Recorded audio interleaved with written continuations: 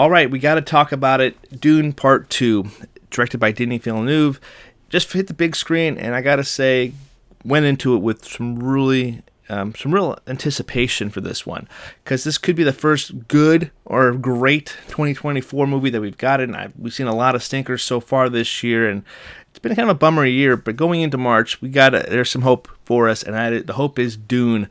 So hopefully it lives up to the expectations that everybody's having for it, and I know that I've seen it already, and I cannot wait to share my thoughts with you right now. So let's dive into that synopsis. Follow the mystic journey of Paul Atreides as he unites with Johnny and the Fremen while on a path of revenge against the conspirators who destroyed his family. Facing a choice between the love of his life and the fate of the known universe, Paul endeavors to prevent a terrible future only he can foresee. So this movie really jumps off right when the events of the first film really end. We see Paul and his mother, played by Rebecca Ferguson. Paul is played by Timothee Chalamet. And they are in the heart of the Fremen here, and they are living side by side with him. And we have a really cool leader here, played by Javier Bardem, the leader of the Fremen here, one of the big leaders here. And we also have a really awesome performance from Zendaya, who plays Johnny. And there's a really good relationship between Paul and Johnny here, and Timothée Chalamet and Zendaya play off each other quite a bit. There is the romance there, and there's also some kind of really mixed feelings between the two there. It's really awesome to kind of see their relationship bud throughout this film. The big difference between Part 1 and Part 2 here is Part 1 really had to bring a lot of this universe to the forefront, and Denis had to do a lot of world building to set up the events of what's going to happen next. And there's so much, from my understanding, that book is so dense, the Dune book is so dense with information and knowledge, and this movie was deemed undirectable because of just how much information you have to pound into the source material has to offer to bring it into life with this movie to make it kind of understandable. And Denis does a really great job. He takes that challenge head on, and he did a really great job with the first film. The first film, I just went back and rewatched it. It's definitely one of my favorite movies from 2021.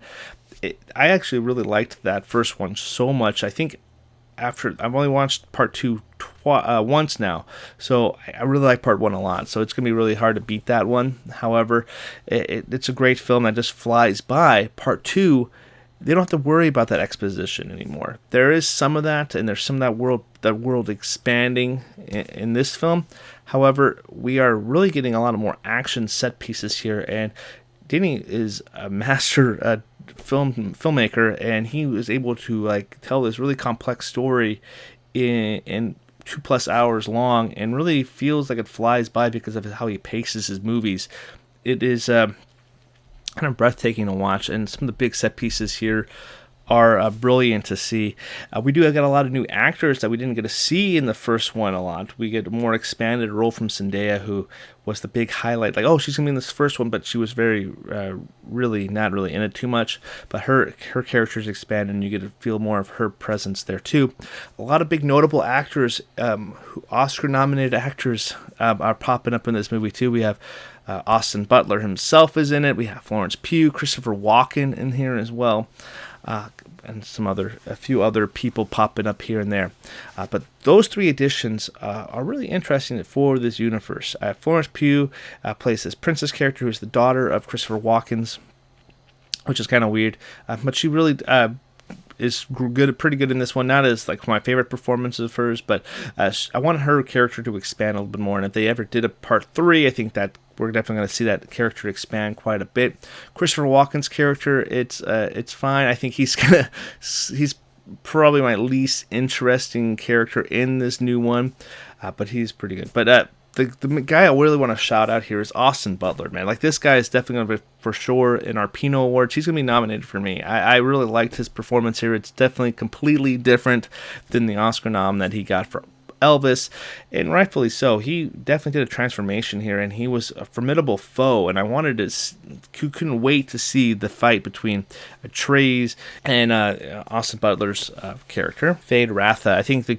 awesome quote that Timothée Chalamet actually said was that Timothy's character Paul is like the bass line and Fade Rafa is the riff. I absolutely love that line that Timothy said in one of the interviews, like the back and forth between him and Austin Butler. Really awesome kind of setups for these two characters when they finally had that big climax fight. One thing I really want to focus on now is the big visual effects set pieces, especially where these giant worms are really fun to watch, especially how he's wrangling them and riding them. A lot of these characters do that to transport between different parts of this world. It's really fun to see, and especially on this big visual scope, and especially when they get brought into battle. It's just fun. You can't help but enjoy that part of the movie here.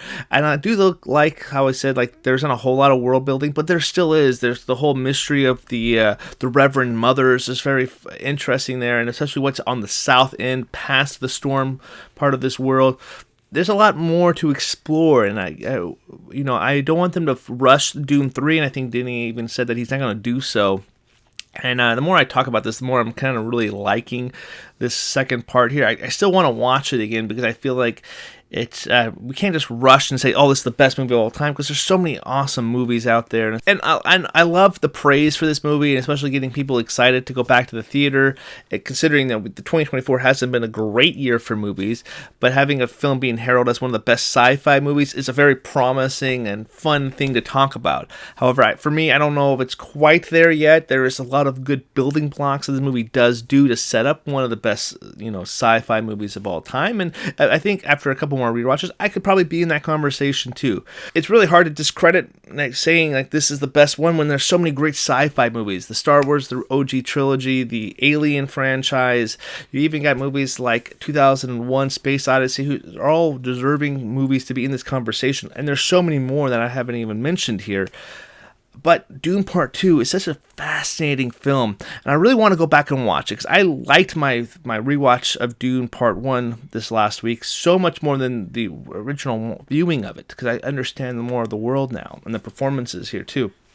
So I want to go back and watch Part 2 again sometime soon, and maybe I could be in that conversation being one of the best movies of all time, probably. Who knows? I'm not sure if I'm going to be in that conversation, because I just don't think so. But right now I'm at 3.5 stars for Dune Part 2. Really liked the film a lot. I think what things that didn't work for me is there's some unlike the first one, I think there's some pacing stuff there for me that I wanted to see what's going on next, and back and forth of this world. And clearly there is a setup point where they're setting up the next film with this mysterious Anya Taylor-Joy character and what Paul's visions are of this doom that's going to happen if they go south. So there is some big setup, and of course you're not getting the full story again, but I can see this being a big player at the 2024 Oscars, so who knows. So that's my quick takes, thoughts, and opinions on Dune Part 2.